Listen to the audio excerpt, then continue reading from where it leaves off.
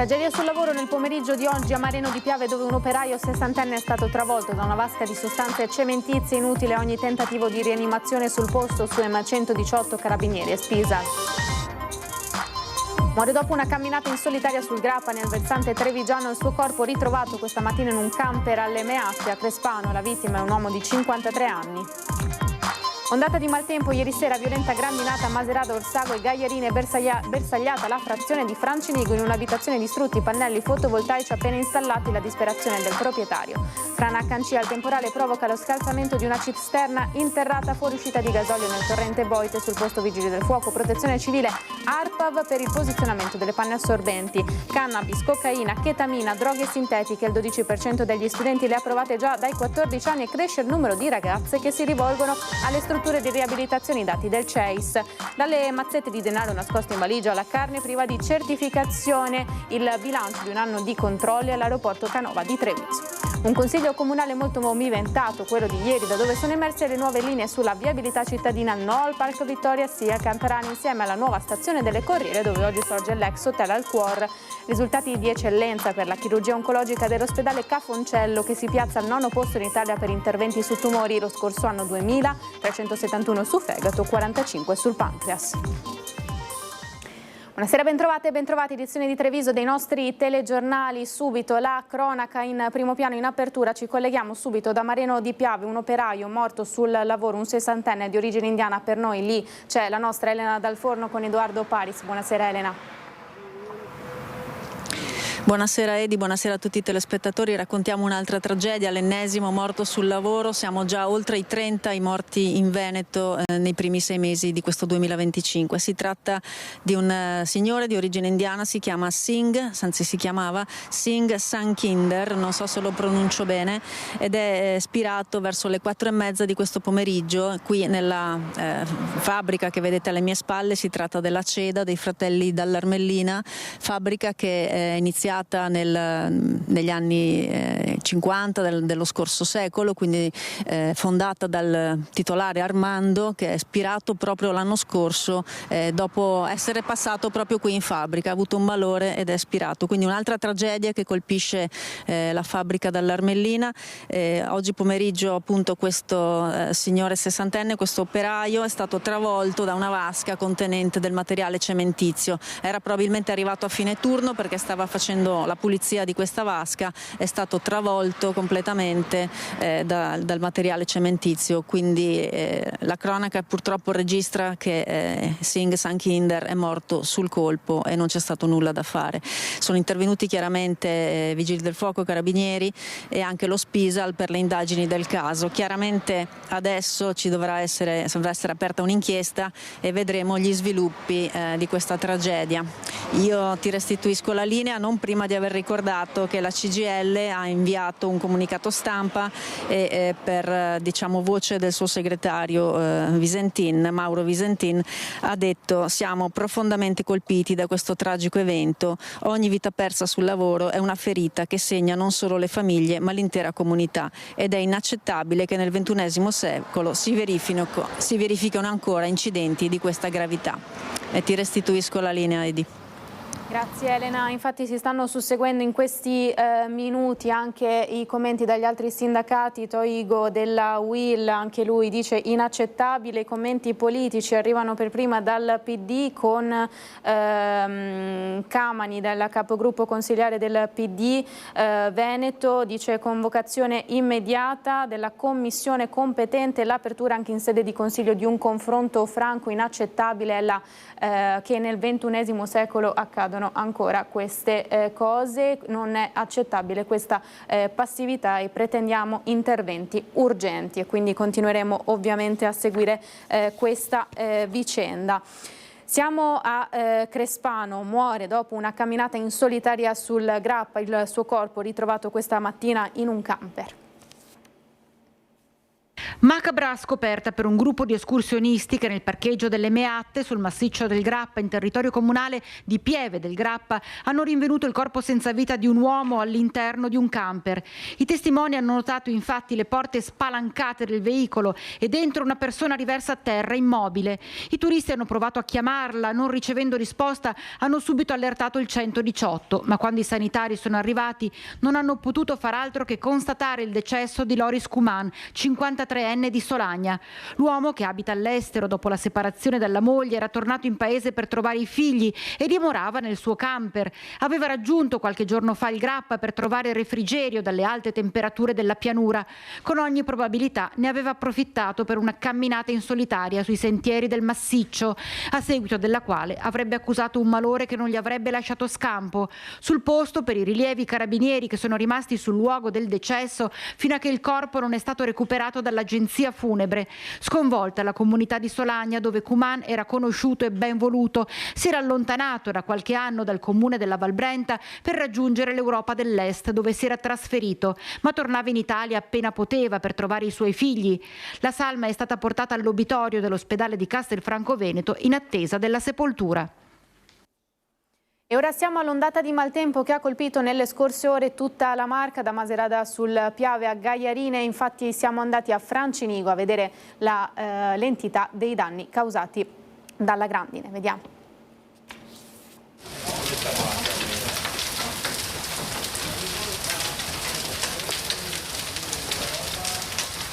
Chicchi di grandine come palline da tennis scese dal cielo sopra la Marca intorno all'ora di cena. Un temporale che, benché le previsioni non fossero promettenti, è arrivato all'improvviso. Colpita la zona di Macerata sul Piave, Orsago e quella di Gaiarine, Francenigo in particolare la frazione più bersagliata. Questo è quello che resta dopo la grandinata. Siamo in strada a Bocca de Cal, ad essere colpita un'abitazione di 2 signori di origine macedone. Tempesta, grandine, tanti, mezz'ora, anche più, piccoli, grandi, disturbo tutto rotto sopra. E l'avevate appena rifatto? Appena rifatto, noi siamo, 2 anni fa, ultima quando è stata. Primo da un mese ho fatto casa, perché ho fatto poco primo, cambiato tutto. E dopo un mese quando ho copie messo sopra ho fatto quella. 2 anni fa parlo, no? E fatto tutto rotto, cambiato nuovo e adesso dopo anni ancora nuovo e adesso bisogna fare nuovo, io non so cosa bisogna fare più. La casa che aveva preso fuoco, un incidente domestico, poi 2 anni fa la violenta grandinata che ancora è nei ricordi e negli occhi di tutti i gaiarinesi e i segni si vedono ancora su tante facciate. Quella volta era stato il tetto a subire danni, questa i pannelli fotovoltaici appena installati, oltre 20.000 euro la spesa andata in fumo. Ma soldi dove trovi? Dove trovi? Quello è il problema. Noi, trovi, ti dà banca, ma bisogna tirare, non è quello, eh? Non so. Io posso ringraziare mi ha aiutato italiani, non so. Anche con credito, anche con la nostra via di là, anche comune. Da quanti anni siete qui? 30 anni sicuro. No, sono contento sì, perché ho aiutato tutti e non posso dire niente. Così a Francenigo, danni anche ad auto, ma soprattutto alle colture. Non c'è 2 senza 3, è la terza volta, basta. Speriamo. Dopo la tempesta, la mezza alluvione che abbiamo saltato, per fortuna, è questa volta. Non c'è 2 senza 3. A Francenigo, dopo l'ennesima grandinata eccezionale, si guarda al cielo e si spera al sereno.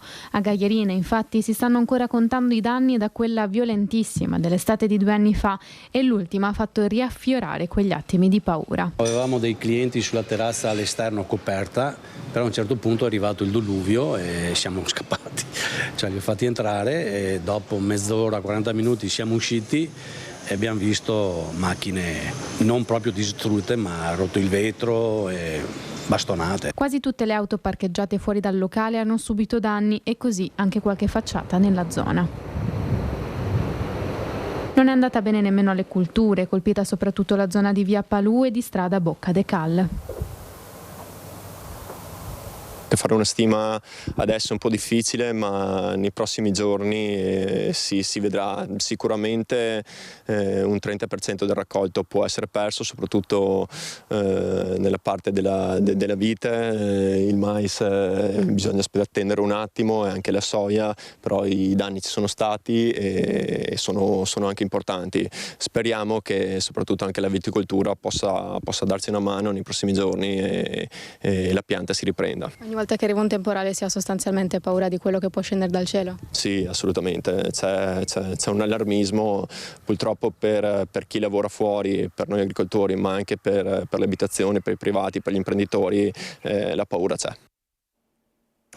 È uscito di casa il 19 giugno scorso e da allora non si hanno più sue notizie. La prefettura di Treviso ha diramato un appello per la scomparsa di Enrico Zatta, 35 anni, residente in città. L'uomo è alto circa 1,75 m, di corporatura esile, carnagione chiara, occhi neri, capelli brizzolati e barba folta.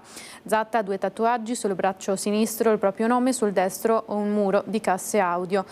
Chiunque lo ha visti o possa riferire informazioni utili alle ricerche è pregato di contattare il 112.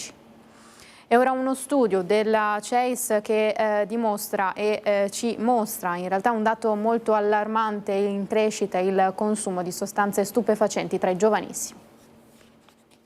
I dati che noi raccogliamo ci dicono che i ragazzi che noi accogliamo hanno un'età di avvio all'uso di sostanze che è nella media di 14 anni.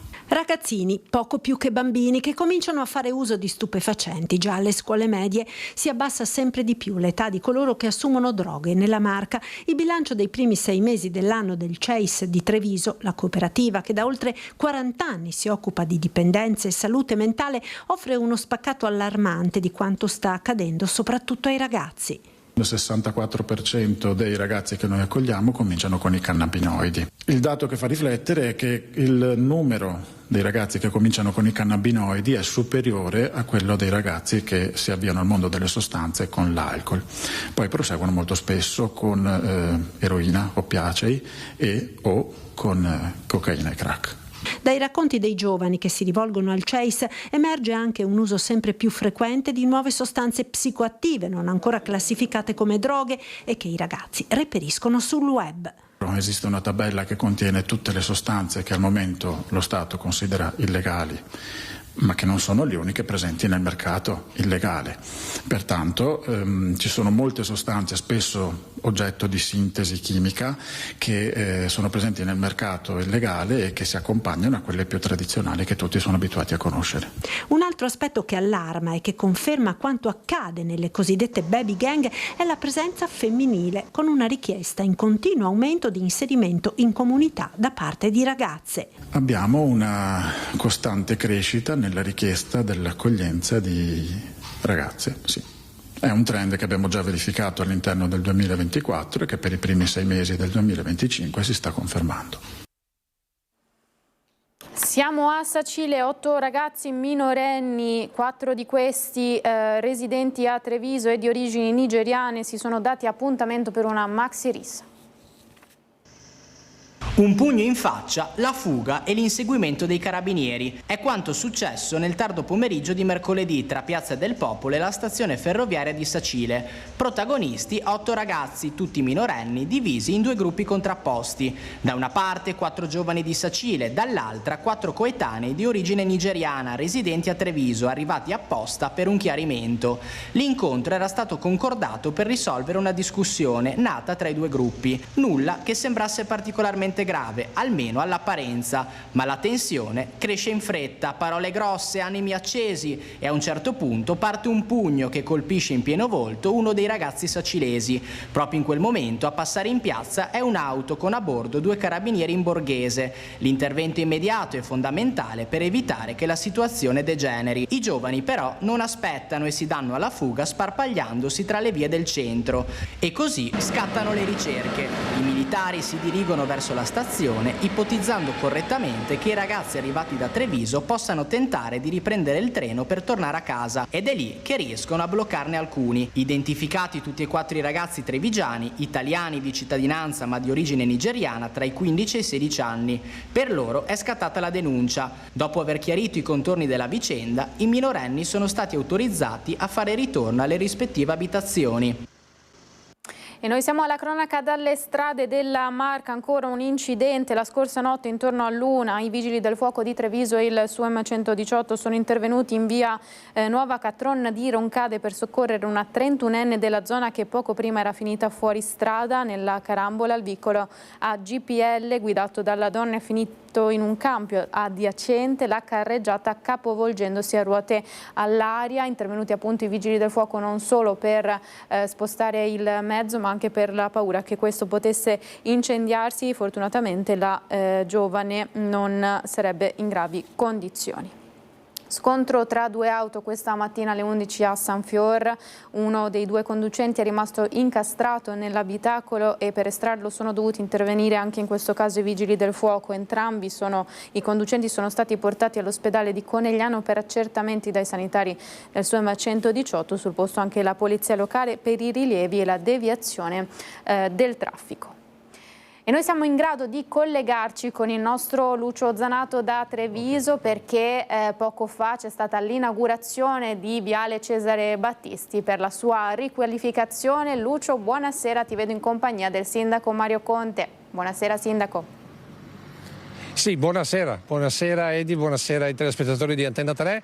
Siamo qui esattamente per l'inaugurazione di una delle strade fondamentali, direi, di accesso della città sindaco. Una strada che per molti anni, e ve lo garantisce uno che insomma di storia di Treviso ne sa, 40 anni sulle strade, questa strada qui, i Pini Marittimi avevano fatto il loro tempo, era forse inevitabile la sostituzione. Allora adesso inaugurazione, un investimento non indifferente, diamo un po' di numeri.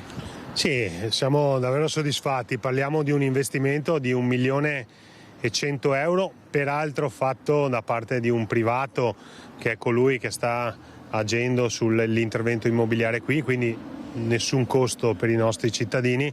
Poi c'è stato un investimento di 250.000 euro da parte di Alto Trevigiano Servizi perché abbiamo approfittato di questo intervento importante di rigenerazione per fare anche l'impianto, la rete fognaria e la rete acquedottistica, e abbiamo aumentato di 15 unità la parte alberata. Siamo passati da 41 a 56 alberi, siamo passati dai Pini Marittimi che avevano dato tutto nella loro vita a un nuovo viale di querce in continuità con il resto di Viale Cesare Battisti che porta al Duomo.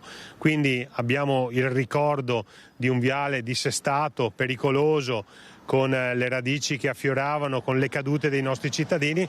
Oggi restituiamo un viale completamente rigenerato, con le luci a LED, con i marciapiedi, le piste ciclabili, e soprattutto oggi restituiamo anche tutti i parcheggi. Voglio anche ricordare che entro settembre verranno riconsegnati tutti i parcheggi e tutte le strade del quartiere di Città Giardino che è stato oggetto della realizzazione della rete fognaria e della rete acquedottistica. Ecco, per chi diceva perché avete messo le querce, forse non era meglio mettere leci, forse non era meglio mettere un altro tipo di albero, magari un sempreverde? Beh, ogni cittadino ha la sua idea e io stesso avevo un'idea diversa rispetto alle querce.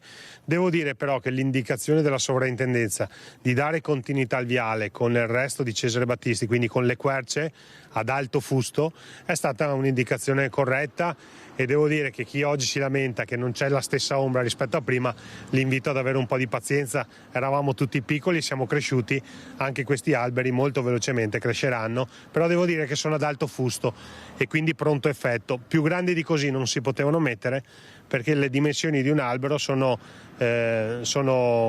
legate ovviamente all'impianto radicale. Sì, alle radici. Questo per l'agricoltura, c'entra poco. Invece l'altra domanda è: altri interventi in zona, ad esempio Palazzo Moretti, cosa succederà? A Palazzo Moretti a settembre cominceranno i lavori dell'ospedale di comunità con l'azienda sanitaria. Accanto nel ex SECA, si chiama tecnicamente, che è l'ufficio adiacente al Palazzo Moretti, invece noi... Il ristorante economico. Dove c'era il ristorante economico, che adesso è stato spostato dietro al comando di polizia locale nel nuovo centro di accoglienza, invece lì investiremo su uno studentato. Una città, questo quadrante, che vede l'insediamento di Ca' Foscari all'ex Turazza, il raddoppio della biblioteca Zanzotto che stiamo realizzando in questi giorni, e quindi lo studentato in piazza Pio X completa un quadrante che diventerà un quadrante universitario importante. Senta, l'ultima battuta però la buttiamo un po' in politica. Ieri in Consiglio Comunale lei ha detto che è un po' preoccupato per la candidatura di Giovanni Manildo a governatore del Veneto, e questo ha creato subito un mare di polemiche alle opposizioni. Ma in realtà, guardate, sulla figura e sulla persona di Giovanni Manildo ci mancherebbe, non ho assolutamente niente. Da un punto di vista politico io sto dall'altra parte, e il mio intervento di ieri era esclusivamente rivolto alle politiche urbanistiche della sua amministrazione. Dico questo perché ieri ho voluto rispondere alle polemiche di questi giorni, dove componenti del centro-sinistra che facevano parte di quella amministrazione attaccano l'attuale amministrazione per gli insediamenti commerciali che in questi giorni stiamo vedendo in Viale della Repubblica. Ecco, quegli insediamenti commerciali nascono con quell'amministrazione, e quindi ho voluto far chiarezza, ma non per criticare o giudicare, semplicemente leggendo gli atti, leggendo le date del piano degli interventi e leggendo l'origine di quegli interventi che i cittadini in questi giorni stanno vedendo, quindi nuovi supermercati che non sono certo a firma Conte, ma sono certamente a firma Manildo. Nulla di personale nei confronti di Giovanni Manildo. Da un punto di vista urbanistico, se la sensibilità è quella dimostrata nei 5 anni a Treviso, per quanto riguarda il Veneto sono un po' preoccupato. Bene, detto questo, stilettata finale, a te la linea. Grazie Lucio, grazie al sindaco Conte. Avete aperto 2 temi che affronteremo anche nei prossimi servizi. Prima di tutto quello degli alberi e poi la politica, perché come aveva accennato il nostro Lucio Zanato è stato un consiglio comunale piuttosto movimentato quello di ieri, ma prima gli alberi, perché se da un lato in Viale Cesare Battisti si inaugura il nuovo viale, i nuovi alberi, dall'altro a Santa Maria del Rovere questi alberi vengono tagliati.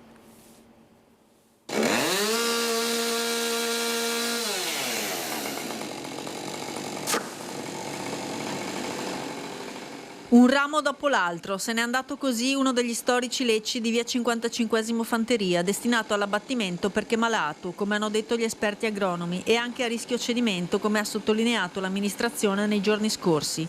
I cittadini del quartiere però non sono così convinti e regna comunque la tristezza per vedere andar giù una creatura viva, come già era accaduto col cedro della Piazza Martiri.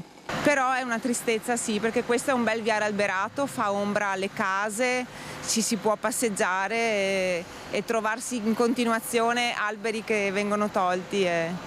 Era stato anche creato un comitato di quartiere proprio per monitorare gli abbattimenti dovuti ai lavori di rifacimento della piazza, e ai cittadini era stato promesso che non ce ne sarebbero stati altri. Volevano abbattere più di un centinaio di alberi, tanti, e il comitato di quartiere era riuscito a far decidere al comune di diminuire la quantità di alberi da abbattere. Adesso non so esattamente la quantità, potevano essere un'ottantina, ma potrei anche sbagliarmi.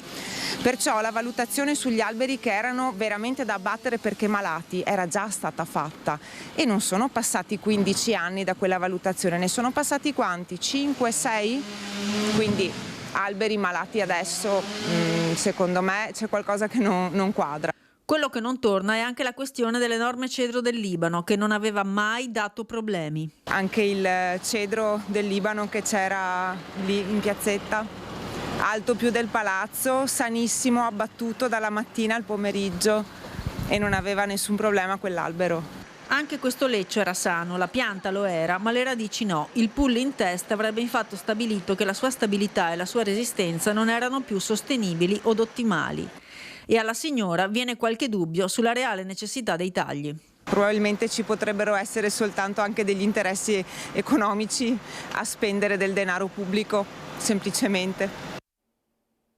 Così da Treviso, l'abbiamo detto, un consiglio comunale piuttosto movimentato quello di ieri, ne parliamo subito dopo la pubblicità.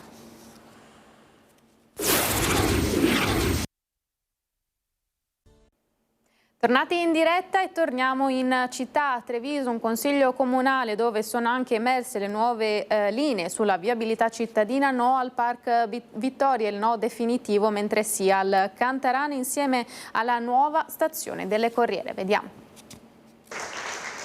Davanti a Luca De Carlo, Giovanni Donzelli e Claudio Borgia, in poche parole una parte dello Stato Maggiore di Fratelli d'Italia, il Consiglio Comunale andato in scena a Palazzo dei 300 ha visto da un lato la tregua tra Lega e Fratelli sul documento che citava Nordio sulla certezza delle pene, dall'altra grande tensione tra maggioranza e centrosinistra sulla questione della sicurezza in città, come l'uso dei taser alla polizia locale e la nuova viabilità cittadina. Con l'approvazione della variante urbanistica, infatti, la nuova stazione delle Corriere all'ex Cuor inizierà a compiersi dal 2026, ma soprattutto il Park della Vittoria viene definitivamente abbandonato. Ci siamo resi conto che l'iter amministrativo ha un periodo di gestazione così lungo da non essere più coerente con la richiesta immediata di parcheggi in città. Ora resta da trovare l'accordo con Parcheggi Italia, la società che deteneva i diritti sul Park Vittoria, poi il quadro operativo sarà delineato. L'iter di realizzazione dei parcheggi vedrà il Cantarane e il Via Foscolo, poi la risistemazione del patinodromo a raso, quindi senza più scavare, la realizzazione di nuove aree di sosta in Via Lancieri di Novara e poi il parcheggio di Via Dandolo a ridosso della stazione sul versante naturalmente di San Zeno. Bocciato invece il parcheggio sopraelevato nella nuova stazione delle Corriere. È stata respinta un'osservazione che prevedeva la richiesta di poter fare un parcheggio sopra la nuova autostazione e che quindi con ingresso diretto dal Cavalcavia, che è un progetto che ci piace e che quindi in futuro potrà essere coltivato, ma che in questo momento avrebbe modificato in maniera sostanziale la variante e quindi ne avrebbe ritardato l'esecuzione. Dall'altra parte Antonella Tocchetto ricapitola le critiche dell'opposizione, prima sul taser alla polizia locale. Non si capisce neanche se il personale della polizia locale è anche preparata per utilizzarlo. Ricordiamo il caso che è successo a Verona, dove è stata uccisa una persona. Sono armi molto delicate e bisogna fare dei ragionamenti molto seri. Poi sull'operazione del Cuor. Questa operazione ci lascia abbastanza, come dire, dubbiosi. Vedremo alla fine del percorso che cosa succederà. Ho visto però un De Checchi molto in difficoltà sull'argomento, perché probabilmente anche lui ritiene che questo ampliamento forse non si doveva fare. Ma nel caso del Cantarane dovrebbe anche riconoscere che l'operazione Manillo era un'operazione giusta. E infine neanche per il presidente Antonio Dotto, quando si è discusso sulla mozione sicurezza. La cosa che a me dispiace è che mentre stavo intervenendo, proprio perché ero, come dire, molto forte nel discutere questa mozione, il presidente Dotto mi ha tolto la parola, e questo io l'ho trovato molto riguardoso nei confronti di un consigliere che deve avere la possibilità di esprimere le proprie idee. Entriamo dunque nella pagina politica con Fratelli d'Italia che archivia l'era Zaia e si prepara un'estate di febbrili trattative a Treviso. Invece ieri sera i meloniani hanno aperto un nuovo capitolo in vista delle elezioni regionali, si preannuncia un braccio di ferro con gli alleati. Si è chiusa un'era, che è quella di Luca Zaia, che però è stato un grandissimo governatore, come ha ribadito anche Donzelli. Ora si apre un'altra fase che sarà sempre di centrodestra per dare continuità al buon governo di questi anni. Ormai il Veneto lo governiamo dalla notte dei tempi, continueremo a farlo anche con il prossimo candidato, che sarà, ripeto, il miglior candidato possibile tra tutti quelli della coalizione che ciascun partito porterà sul tavolo. Però la Lega già scalpita, dice che il candidato presidente sarà suo.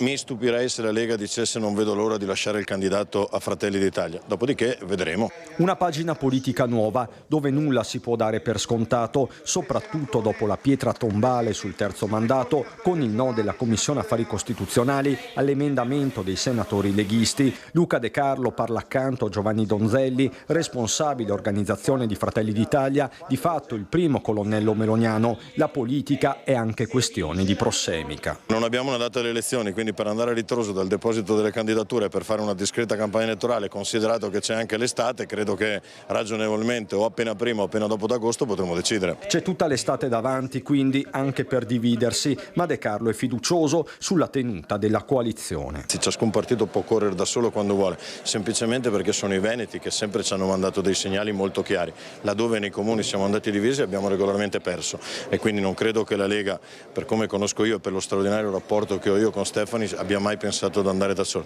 Magari qualcuno all'interno della Lega, non Stefani, ha creduto di poterlo fare per un proprio tornaconto magari personale, ma sicuramente non i vertici della Lega. Quindi c'è chi bleffa della Lega. C'è chi dice no. Sotto la loggia dei Cavalieri il Popolo Meloniano, la presidente del circolo locale Marina Bonotto e il segretario provinciale Claudio Borgia. Questa è storicamente la provincia dove il partito degli amici alleati leghisti è molto forte e radicato. Qui si narra, è nata la Lega Veneta, però noi con questi numeri oggi siamo protagonisti e ci siamo anche noi. Insomma, gli equilibri sono cambiati, il messaggio che parte non tanto velatamente dal cuore di Treviso, ma qui nessuno sembra voler spaccare il fronte. Lunedì il presidente Meloni alla Camera, a margine della sua visita all'Aia, ha detto che noi non abbiamo bandierine, bensì il tricolore. Questo mi sembra una esaustiva presa di posizione,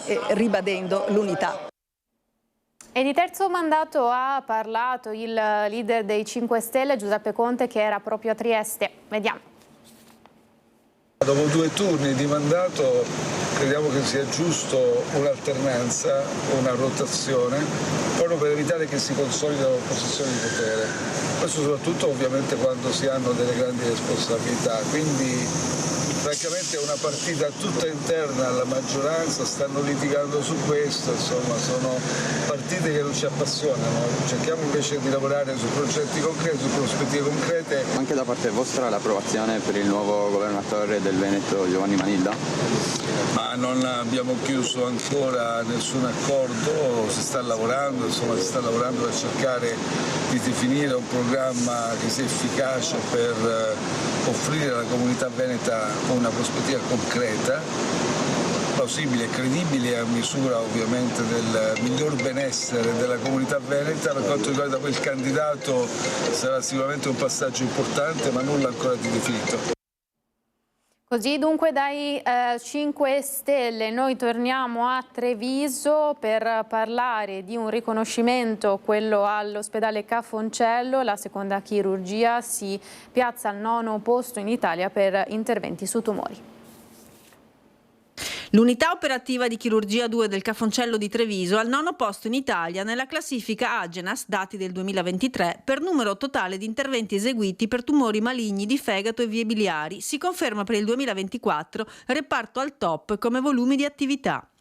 I dati consuntivi dello scorso anno registrano oltre 2.000 interventi tra elezione e urgenze, di cui 371 su fegato e vie biliari e 45 sul pancreas, con utilizzo nel 65% dei casi dell'approccio mini-invasivo laparoscopico e robotico.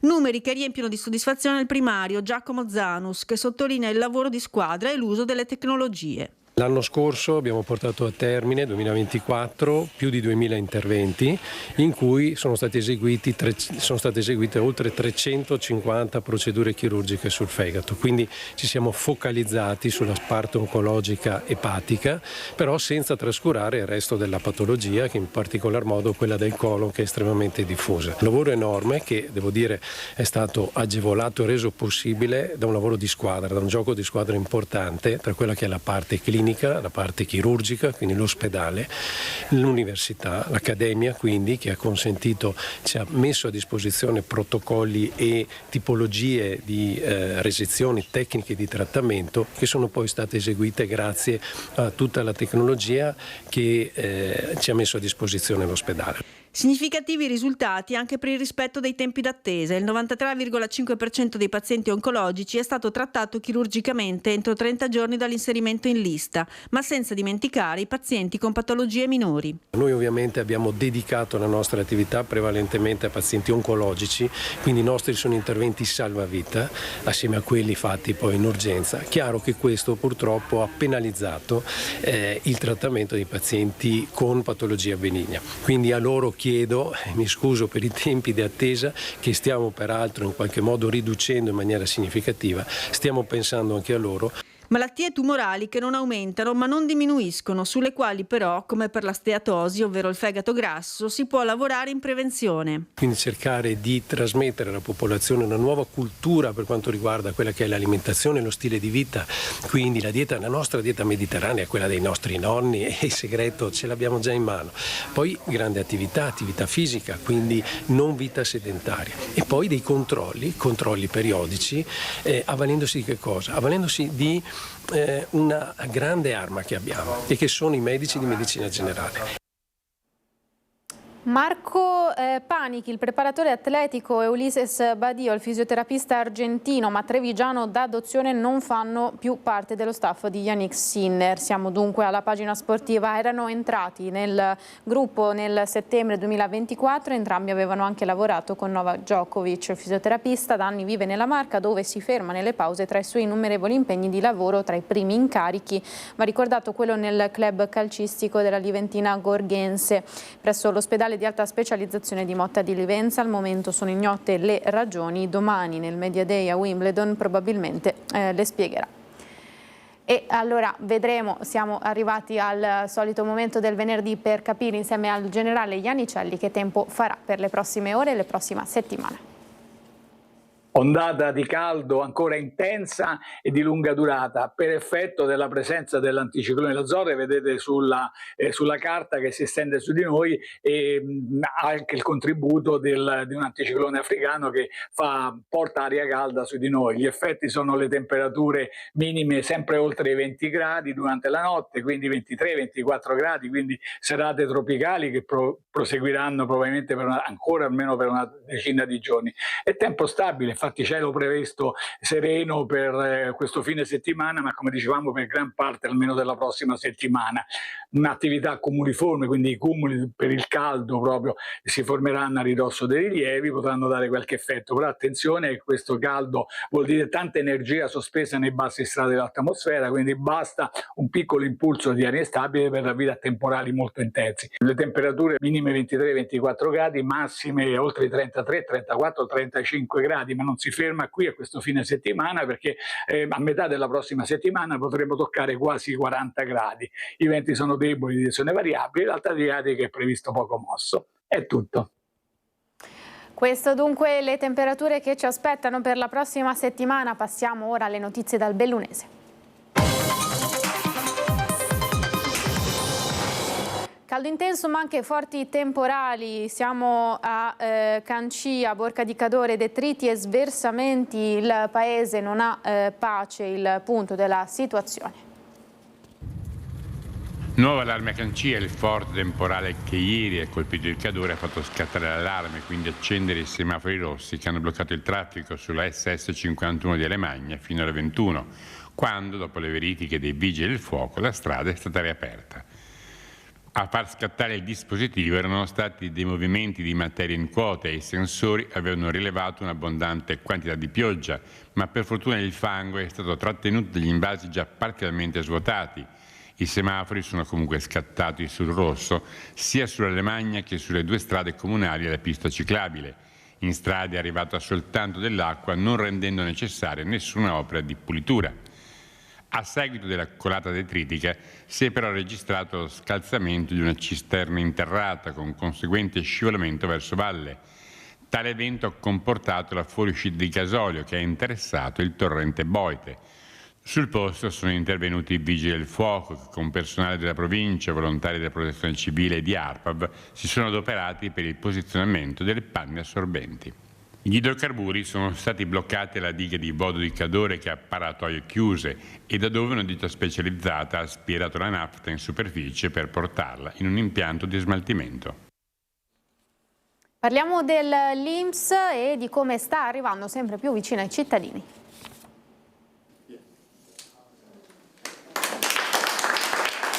Un centro che si riempie di servizi. È quello che accade a Puos dopo la fusione che ha portato alla creazione del comune di Alpago. Inaugurato il punto utente evoluto dell'INPS, dedicato con una targa a Giovanni Dazzi, dirigente dell'ente prematuramente scomparso, che aveva promosso la creazione di INPS per tutti, che pensando ai più fragili coinvolgeva Belluno, Feltre e Alpago. Noi siamo fermamente convinti che portare i servizi vicino al territorio sia l'unica strada possibile e percorribile per migliorare la qualità della vita di tutti i cittadini che abitano in Alpago.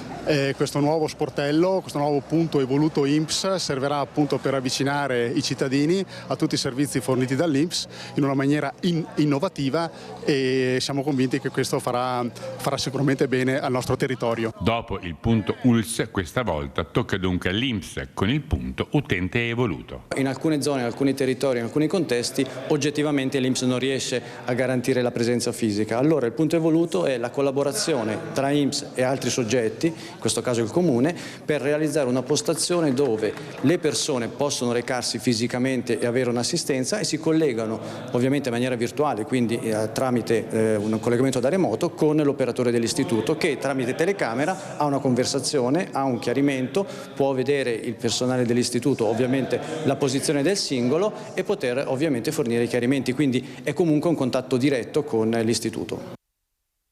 E a Feltre torna la mostra dell'artigianato in centro storico. Con la cerimonia di inaugurazione nella splendida cornice della Sala degli Stemmi del municipio di Feltre si è aperta ufficialmente la 39esima edizione della mostra dell'artigianato artistico e tradizionale, che animerà la città murata fino a domenica 29 giugno. Ogni anno ci sono delle nuove esperienze, delle nuove situazioni, ci sono nuovi espositori, nuovi programmi. Quest'anno si collega al discorso delle Olimpiadi, quindi è una manifestazione come sempre di notevole interesse, non soltanto appunto per il turismo, abbiamo il turismo, lo sport, l'ambiente, l'artigianato, insomma è un mix di tanti settori che fanno di questa mostra un'eccellenza. Grandi protagonisti saranno naturalmente i maestri artigiani, giunti anche quest'anno numerosissimi a tutta Italia. Tra loro particolarmente attesi i maestri del mosaico da Ravenna, quelli dell'alabastro da Volterra, oltre a delegazioni di artigiani provenienti dall'Abruzzo. E poi l'attesa mostra dedicata alle eccellenze dei territori olimpici allestita a Palazzo Guarnieri, dove è ospitata un'esposizione dedicata a due figure feltrine che hanno avuto un ruolo significativo nelle Olimpiadi invernali del passato. Adriano Guarnieri, portabandiera italiano nell'edizione di Garmisch 1936, e Gianni Guarnieri, tedoforo a Cortina 1956. Quest'anno sfioreremo i 200 espositori, abbiamo avuto l'opportunità di avere degli spazi aggiuntivi, merito dell'amministrazione e merito anche dei miei concittadini che sono stati più munifici del solito a concedere gli spazi per questa manifestazione. Forse l'argomento Olimpiadi ha colto nel segno e questo è stato quanto. Nuovo quest'anno anche il disegno che con 5 distinti percorsi, 5 come i cerchi olimpici, condurrà gli ospiti della mostra a scoprire diverse sfaccettature dell'arte artigiana nei palazzi e negli androni del centro storico. Siamo arrivati al termine del telegiornale, grazie per averci seguito fino a qui. Subito dopo di noi come sempre le previsioni del tempo. A tutti l'augurio di una buona serata, arrivederci.